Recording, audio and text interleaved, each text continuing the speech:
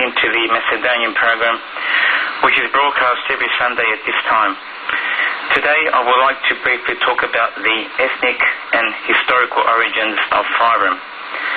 This discussion will take place in three stages.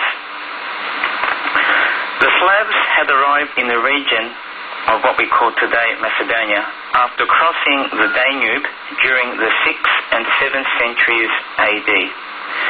The inhabitants of Macedonia of significant numbers prior to the large South Slavic migrations were the Greeks, the Vlachs, Albanians as well.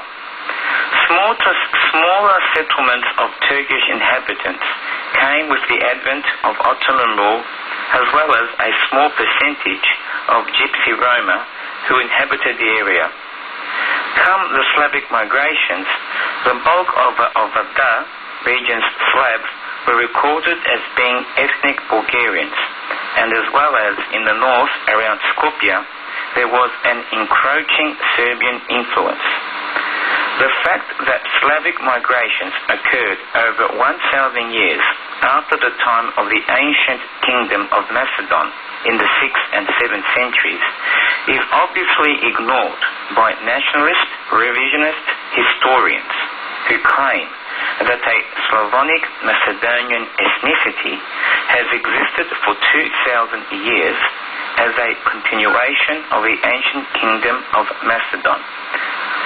It is a fact that the Slavs of Fyrom have an artificial ethnic Macedonian conscience and owe this to various historical and political circumstances. This political turmoil involved the forcefully competing interests in Macedonia of the Russian, Austro-Hungarian and Ottoman empires, as well as the emerging nation-states, Greece, Serbia and Bulgaria.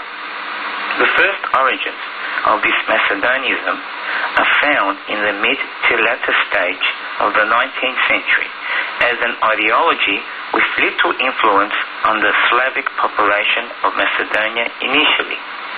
The catalyst for ethnogenesis evidently lies with Serbian and counter-Bulgarian geopolitics. Not without opposition at home, Serbs propagated the idea of the Serb ethnicity of the Slavs of Macedonia. Their lack of success prompted the Serbs to promote an idea with more appeal to the population and more acceptance by the foreign powers, the so-called Macedonism. It was then that the crucial event occurred when Belgrade resorted to vigorously promoting the idea of a separate Macedonian consciousness among the Slavs of Macedonia at the expense of the Bulgarians.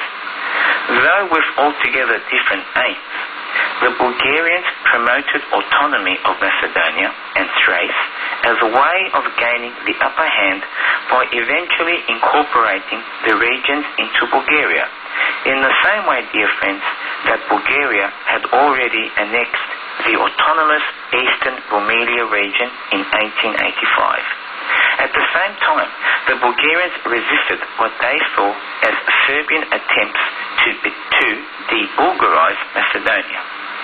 In 1822, the Serbian folklorist and linguist Vuk Stefanovic Karadžić published the first work containing grammatical facts about the Bulgarian language.